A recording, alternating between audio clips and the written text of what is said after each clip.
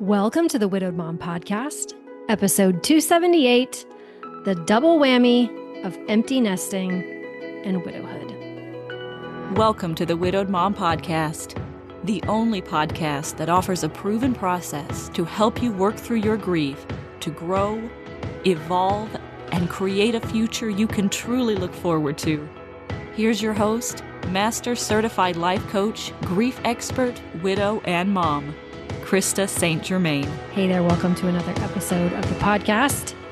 Shocker volleyball season has started. If you don't know, I went to Wichita State.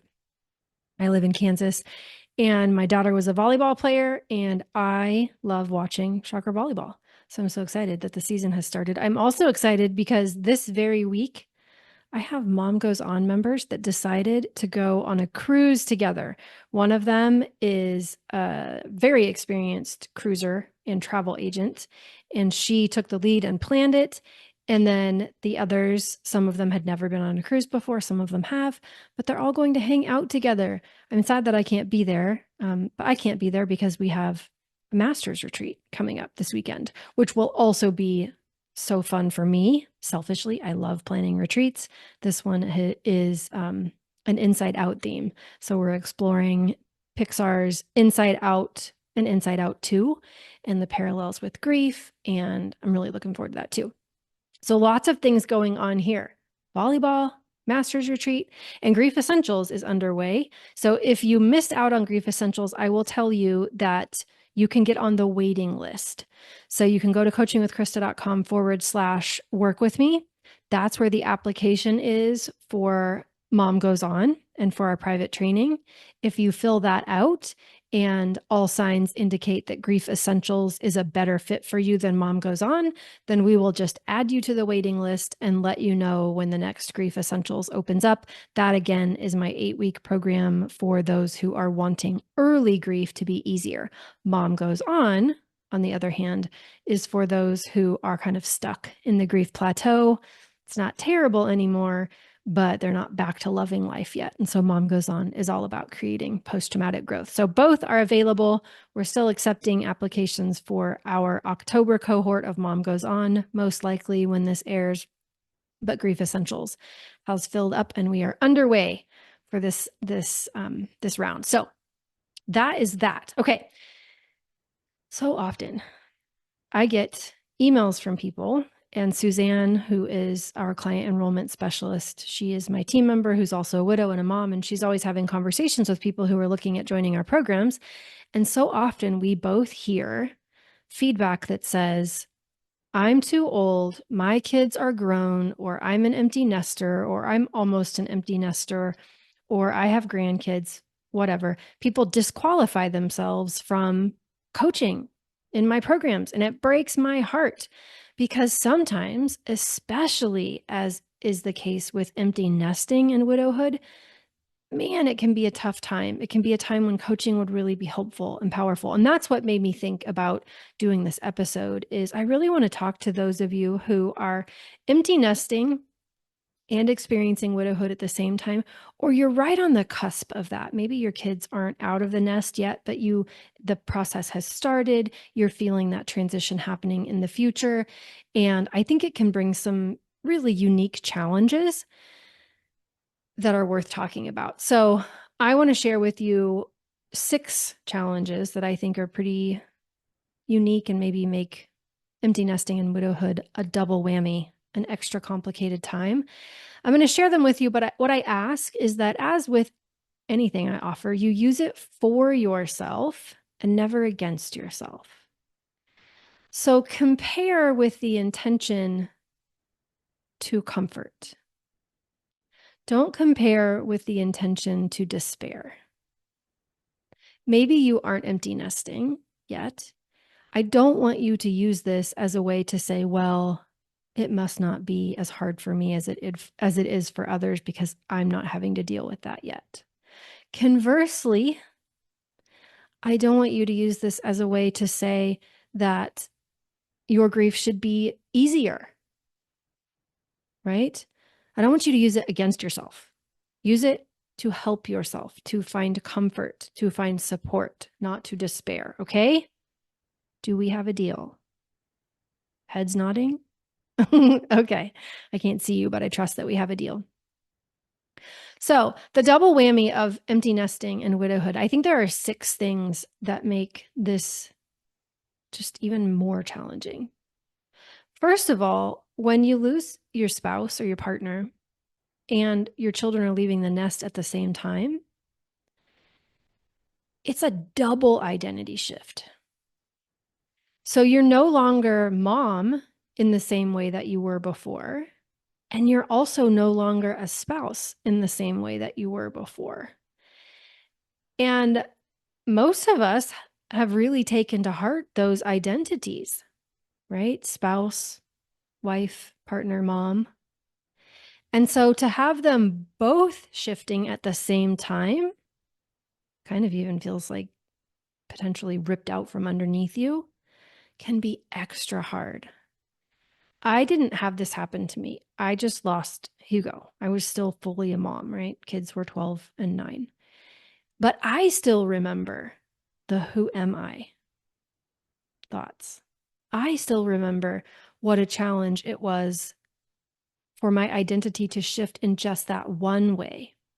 And when we're empty nesting and experiencing widowhood at the same time, it's happening double. It's like a double whammy. As I'm saying these 6 things, again, I'm hoping you will use them to comfort yourself, use them to normalize the experience. And then, of course, at the end, I'll give you some suggestions too on ways that you can help yourself. So that's number 1. Number 2 is that it's like this compounded sense of loneliness sometimes, because now you have even more time alone with your own thinking. So your kids would have moved out, and that would have potentially meant then more time with your spouse, more time with your partner. Maybe you were retiring, sometimes not, but still you would have had more time together. Now they aren't there. And yet still you're going home and now your kids aren't there. So things feel physically empty. It feels emotionally empty all at the same time. It can be this compounded sense of loneliness. And I think that is a double whammy. Also, when you're empty nesting and you're becoming a widow at the same time, you have fewer distractions. Generally speaking, right? When you have kids' activities happening, you have sports events to go to, you have kids' functions, you have things that you're doing because of your roles as both mom and spouse, then not only is there less activity in the house, there's less activity in general. There are fewer things that you can distract yourself with. And I do believe distraction can be very healthy, right? So now we've got the double whammy where we come home, we have less things going on in our calendar, potentially, and less people around us, and more time with our thoughts and less to distract us from our own thinking. Now, that can also be an opportunity, but I'll save that for I'll save that for the end of the podcast. So that's number 3. Number 4 is that we're trying to rebuild 2 parts of life at one time, right? So now you're not just figuring out, what does my routine look like now that my kids aren't around? What does my routine look like with my spouse, or vice versa, right? It's not just trying to figure out what the routine looks like when your spouse isn't there, but your kids are. Now you've got to do both. You are adjusting to a completely new way of being and a completely new way of thinking about your routines and creating new ones, because the routines that you once had don't apply anymore. Also, we could call this a triple whammy if you happen to be retiring at the same time or experiencing a major shift in the way that you spend your days. And sometimes that's not necessarily a permanent thing. A lot of my clients have gone on sabbatical or taken extended breaks from work. And that can be really challenging too, because then you don't have any sort of daily structure that resembles the structure you used to have, which in some ways can be very freeing, but it can also be extremely disorienting and challenging because you have to rebuild any sense of routine for yourself. And then number 5, it can be quite the conflicting emotional roller coaster. So on one hand, you might be feeling very proud of your children and also simultaneously devastated for yourself and for your loss. And it can feel strange, right? To feel that conflict of, on one hand, you're happy, maybe that you see them being successful, but then also you kind of wish they were still there. You would like to be happy, and maybe you see that in them and you want it for yourself. It's not the same for any one of us. Every one of us experiences it differently, but it can be an emotional roller coaster that is fraught with what feels like conflicting opinion. And maybe on one hand, you are somewhat excited about the possibility of what life could be like, and then also simultaneously terrified. And so the mixed emotions make the roller coaster that much more intense. So that's number 5. The 6th thing that I think makes widowhood and empty nesting a double whammy is that you don't have them to share those moments with. Ordinarily, you might, your kids go away, they move out, maybe they got married, maybe they're in college, but whatever they are doing, you are then sharing and discussing those highlights of their lives or even the challenges of their lives with your person. And now you don't have that, which can amplify the loneliness that we feel. And so now, the person that you would have discussed, what are we going to do with, what are we going to do with the bedroom that child used to occupy but no longer needs? They're not there, right? They're not there to celebrate with you when you hear good news. They're not there to deal with the challenging parenting moments, which still come even when you're an empty nester. And then the bonus number 7, which, depending on what's going on with you individually and your age and all these other factors, you also might be going through menopause or perimenopause at the same time. And in which case, I say, triple whammy, right? Triple whammy. The hormonal changes that come with grief are a wild ride in and of themselves. Supplement that with the chaos that happens in our bodies and in our brains during menopause and perimenopause, which I'm still just learning about, are wild. So, what do we do?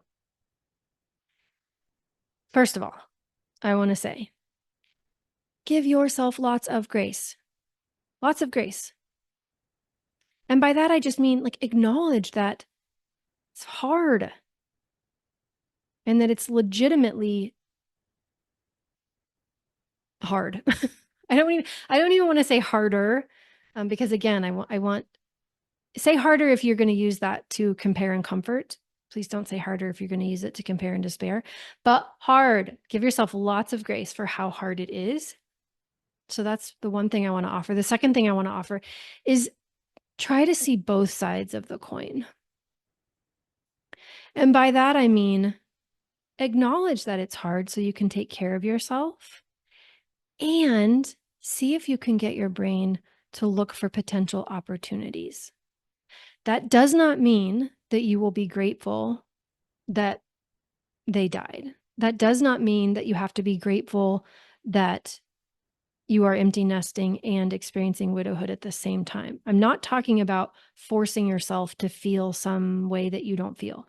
I'm saying keep an open mind to the other side of the coin, which is that it is always still possible to live a life that is more of who you want to be. That doesn't mean you get to live it with the person you thought you were going to live it with. That doesn't mean your kids are going to be around for the day-to-day as you live it. But there's nothing anyone can do to take away your ability to choose how you live your life going forward. There's nothing anyone can do to take away your ability to think about yourself, to think about your life and what is possible for you, to make the kind of impact that you want to make, to get realigned with what matters to you. And maybe what matters to you is going to be different in this next chapter than it was in the one before. And that is the other side of the coin. It's full of pain, yes. And where is the opportunity? How can both coexist? And third, you are worth support. Please do not try to do it alone. Doing it alone doesn't make you stronger. Getting support doesn't mean you are weaker. Getting support is something I hope you would congratulate yourself for, in whatever way works for you. That looks different for everyone. Of course, I'm a coach. I'm going to tell you to come to my coaching program. Okay? Because I'm biased in that regard.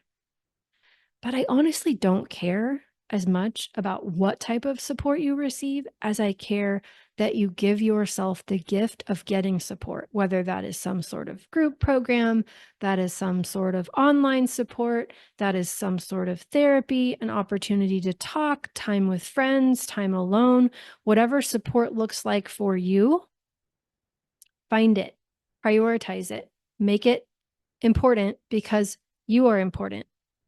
Don't go it alone. So many women are out there trying to go it alone, and it's just unfair. And we could be having a much easier experience if we didn't try to do that to ourselves. Okay? So give yourself lots of grace. Try to look at both sides of the coin. Yes, it is hard. And can you look for the opportunities? Can you look for how you can take this thing that has happened to you, if and when you're ready, and decide who you want to be so that you are living even more aligned with what you care about, with what matters to you. You're being even more of who you want to be. Nobody can take that from you. All right? And please get support. Don't go it alone. All right? And if I can help, reach out. All right? Also, I wonder if this is you and I missed something. I gave you 6 things that I think with the bonus of number 7 of menopause and perimenopause. But did I miss something? If so, what is it? Tell me. I would love to know. You can email me, Krista@coachingwithkrista.com. You can message me on Instagram, Life Coach Krista. You can find me on Facebook as well. But let me know. Did I miss something? I would love to hear your perspective on this. Okay? All right. That's what I have for you this week. Remember, I love you.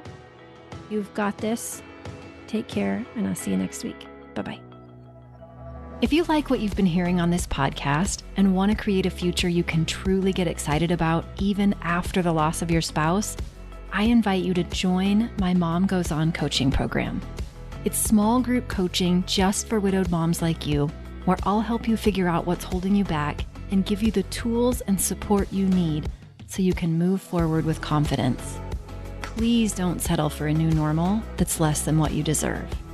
Go to coachingwithkrista.com and click Work With Me for details and next steps. I can't wait to meet you.